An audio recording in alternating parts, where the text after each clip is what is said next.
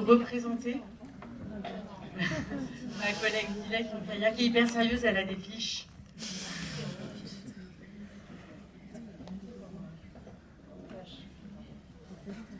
Donc une mise en perspective du film par Dilek Moukaïa, et puis après le micro tournera pour le jeu des questions-réponses. Merci de me confier cette tâche extrêmement difficile et très délicate, et aussi très délicate. Donc, je fais un cours à Sciences Po Ex sur filmer le politique. Et en fait, c'est toujours très difficile d'essayer d'analyser un film après le visionnage parce qu'on est chargé d'émotions et puis chacun selon son vécu, on a des ressentiments et des états affectifs. Donc c'est très compliqué d'intervenir. Et c'est précieux, ce moment affectif. Donc je ne peux surtout pas le perturber. Mais en même temps, peut-être, j'aimerais ouvrir quelques perspectives de réflexion et aussi de discussion. Alors, il me semble qu'hier, c'est pas évident de parler dans une salle de cinéma. C'est pas la même chose qu'un théâtre. Alors, bon, il me semble qu'il y ait deux façons de regarder et aussi d'appréhender ce film-là. La première, c'est regarder ce film comme un film sur le recul des libertés d'expression et des libertés académiques en Turquie.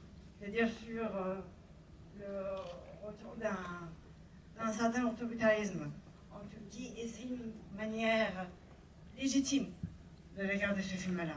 Parce qu'effectivement, cette histoire-là, elle est très intimement inspirée de faits réels, d'une répression qu'ont subi beaucoup de collègues universitaires, mais aussi des artistes en Turquie. Et peut-être une petite remise en contexte, c'est que plus de 300 universitaires ont signé en 2012 une lettre contre le conflit avec les populations kurdes. Et ensuite, ce soutien et cette demande de paix a continué à se diffuser. Et en 2016, ils ont signé une pétition qui s'intitulait « Nous ne serons pas complices de ce crime ». En fait, ce qu'ils demandaient, c'était d'arrêter le conflit armé et de passer à une résolution pacifique de tous les conflits sociaux, mais aussi surtout le conflit avec les populations kurdes. Et en fait, cette pétition a été signée par plus de 2000 signataires, 2000 universitaires, de toutes les universités du pays. Et ces signataires qui se sont ensuite nommés comme des universitaires pour la paix ont effectivement subi une répression qui était très bien relatée dans ce film-là. Donc, ils ont été licenciés, ils ont vu leur contrat non renouvelé, ils ont été interdits parfois d'accès sur les sites universitaires. Et il y a eu aussi plusieurs poursuites en justice. Et il y a eu plusieurs, c'est-à-dire plus de 800 collègues ont été poursuivis en justice. Et de nombreux universitaires ont aussi choisi l'exil. Et ils sont partis vers plusieurs pays, notamment vers les pays en Europe. C'était une répression aussi parce que, comme le montre très bien ce film-là, cette répression a eu des conséquences très sérieuses sur les vies intimes, sur les vies familiales, sur les vies sociales de ces personnes-là. C'est-à-dire, ils ont été... c'est quand même des universitaires, c'est-à-dire, ils faisaient partie d'une certaine élite intellectuelle. Et donc, ils ont vécu, à travers cette répression-là, le déclassement social, l'isolement social. Ils ont aussi fait l'objet de campagnes de diffamation, c'est-à-dire comme des traîtres, c'est-à-dire aussi ils ont été accusés de faire la propagande d'organisations terroristes. Et donc, tout ce qu'on voit un peu dans ce film-là. Et nous avons observé un grand soutien international auprès d'autres milieux universitaires, intellectuels et artistiques en faveur de ces universitaires turcs réprimés. Et ce soutien a pris plusieurs formes, des cadres d'accueil dans des universités françaises, en Allemagne aussi. Mais en fait, ce soutien n'était pas uniquement un soutien de solidarité. Et c'est ce qui nous amène à la deuxième manière de visionner ce film-là. Ce soutien international témoignait de la fragilité des libertés académiques et culturelles dans toutes les sociétés contemporaines. Et effectivement, c'est ce qu'il essaie de faire, ce film-là, de manière très intelligente et aussi très subtile. Il essaie de nous montrer comment aujourd'hui les vies des intellectuels et des artistes sont mises en danger.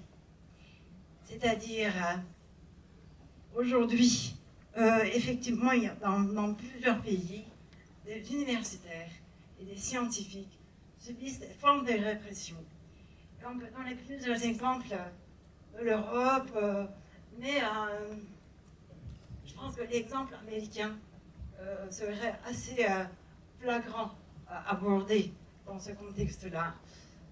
Effectivement, je ne sais pas si vous savez, mais Aix-Marseille Université, en 2024-2025, a débloqué 15 millions d'euros pour accueillir 15 scientifiques américains qui subissent eux aussi des répressions dans le cadre universitaire, des répressions économiques, des formes de contraintes économiques, politiques, institutionnelles et sociales sur leur recherche. Et donc, effectivement, c'est dans ce sens-là que ce film a une dimension mondiale et pour nous attirer l'attention sur cette fragilité des libertés économiques et aussi des libertés académiques et artistiques. Je pense aussi que ce film a un intérêt au-delà du contexte turc dont il est inspiré. C'est aussi sa manière de nous montrer comment nos vies intimes, nos vies familiales, nos vies individuelles sont configurées par les contextes politiques dans lesquels on vit. Donc là, effectivement, c'est très intéressant comment ce couple ou cette famille subit cette répression avec des dilemmes éthiques, avec des questions morales et aussi avec ce déclassement social. C'est-à-dire, c'est facile d'avoir des principes et une hiérarchie de valeurs quand tout va bien. Mais effectivement, quand on vit un déclassement social, quand on perd son statut social et quand on perd aussi sa stabilité salariale, c'est beaucoup plus compliqué de se tenir à ses valeurs et à ses idéaux. Donc, je trouve aussi ce film extrêmement puissant pour nous montrer effectivement cette configuration politique des intimités et aussi des subjectivités personnelles. Je vais m'arrêter là. Merci pour votre écoute et surtout aussi, j'ai hâte d'entendre vos questions et aussi vos commentaires.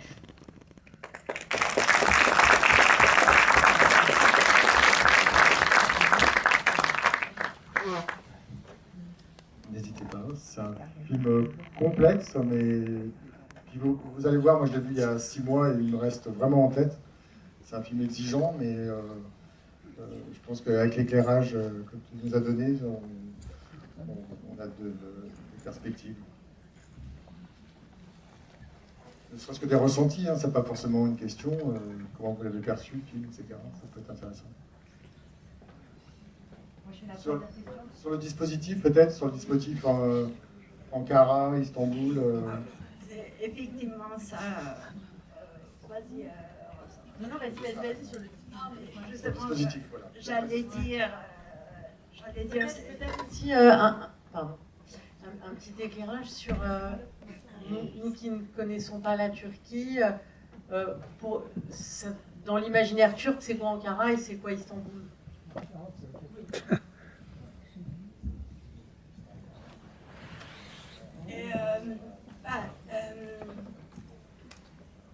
Là, ce qu'on peut dire effectivement, c'est que Ankara, c'est la capitale, et c'est où on a la matérialisation de l'État.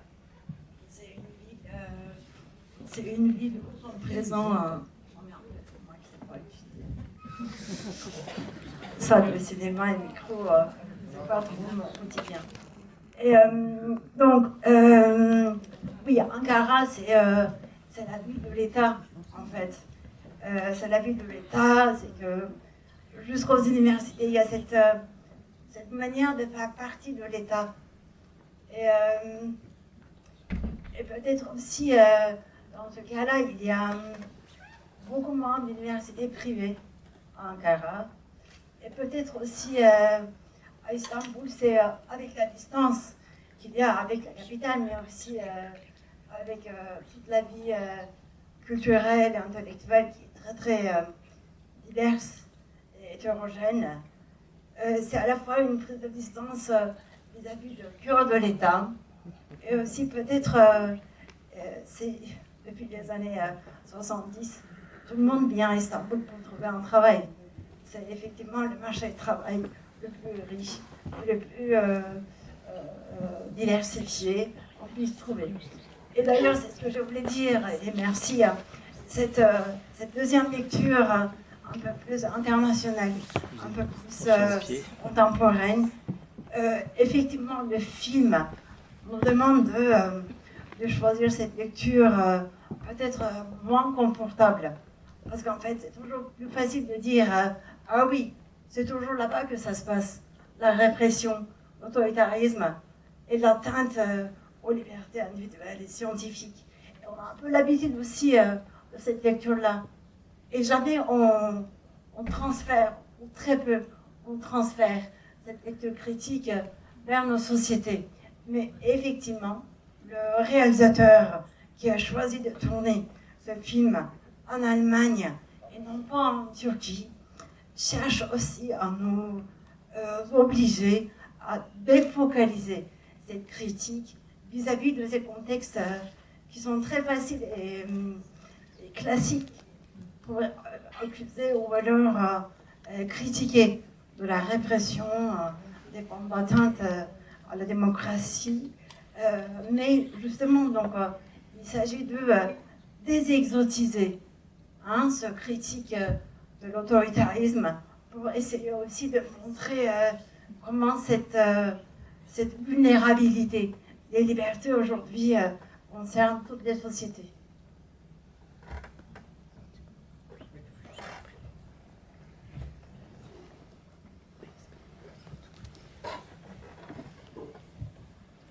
Bonsoir. La première question, moi je pensais en fait que ça avait été tourné en Allemagne parce qu'ils n'avaient pas voulu tourner en Turquie de peur d'interdiction, de représailles ou que sais-je. J'ai envie de vous demander, vous n'êtes peut-être pas obligé de répondre, mais vous, de quelle manière vous êtes concerné par ça? Et j'ai une troisième question, plus anecdotique, mais quel âge a la jeune fille? Parce que moi j'étais quand même étonné par la violence de la réaction des parents. Est-ce que c'est lié au fait que c'est en Turquie qu'il y a peut-être des dangers? Enfin, elle a quand même l'air d'être, je sais pas, elle a au moins 16 ans, et donc aller à la police 3 heures après avoir claqué la porte, ça me paraît excessif comme réaction. Alors voilà. Donc ça fait trois questions. Merci, je réponds. On prend peut-être que vous oubliez les questions, donc je vais répondre déjà à ces questions-là. De quelle manière je suis concernée? Je suis scientifique, je suis universitaire, enseignante à l'université, et nous sommes sujets à des contraintes sur notre vie de travail scientifique et pédagogique. Non pas peut-être de manière idéologique, mais quoique aussi, vous avez certainement entendu parler du débat sur l'islamo-gauchisme dans l'université. Et donc, effectivement, peut-être, laissez-moi répondre de cette manière-là. En Allemagne, des chercheurs ont créé un institut, une sorte d'observatoire des libertés académiques. Et en fait, selon un certain nombre de critères, ils évoluent l'état de respect des libertés académiques et scientifiques dans tous les pays du monde entier. Et en fait, en 2025, ils ont mesuré un recul dans plus de 30 pays, dont des pays comme les États-Unis d'Amérique, évidemment, mais aussi comme la Grèce, la Pologne, l'Inde, l'Argentine, etc. C'est pour vous dire en fait que cette atteinte, cette mise en danger de la recherche et de l'enseignement supérieur, c'est vraiment une question mondiale. Et aussi peut-être répondre à cette question en essayant d'évoquer les conditions de possibilité de ces atteintes aux libertés scientifiques. Ce même institut, effectivement, évoque la montée des partis d'extrême droite et des partis antipluralistes comme un des facteurs de l'atteinte aux libertés scientifiques. Un deuxième élément d'explication, c'est les coupes budgétaires. Les coupes budgétaires sur les budgets publics de l'enseignement supérieur et de la recherche qui contraignent considérablement les possibilités de travail à l'université. Et donc, on a une population très jeune en France. Tous les ans, en fait, on a de plus en plus d'étudiants dans les universités et tous les ans, on a de moins en moins d'effectifs en termes d'enseignants-chercheurs. De ce risque, ce matin, la présidente de l'université Paris 1 Sorbonne disait que depuis 2 ans, l'université était déficitaire, économiquement parlant. Et en fait, donc, c'est pas qu'une contrainte idéologique qui pèse sur les libertés académiques, c'est aussi toute cette contrainte économique. C'est réduction de budget, réduction d'effectifs. Et aussi un troisième élément de condition de possibilité de ces atteintes sur les libertés académiques, c'est le développement difficilement régulé des nouvelles technologies. Alors, ici, dans le film, cet élément est manifeste sous forme d'un étudiant qui filme le cours de l'enseignant et ensuite qui le dénonce à son administration et puis aussi aux autorités publiques. Alors, un autre exemple. En mars 2025, l'administration de Donald Trump a publié une liste de 350 mots à interdire dans des projets scientifiques si ces chercheurs voudraient accéder à des fonds publics dans l'enseignement supérieur et de la recherche. Et en fait, dans cette liste-là, il y a des mots très intéressants comme pollution de l'air, pollution de l'eau, et aussi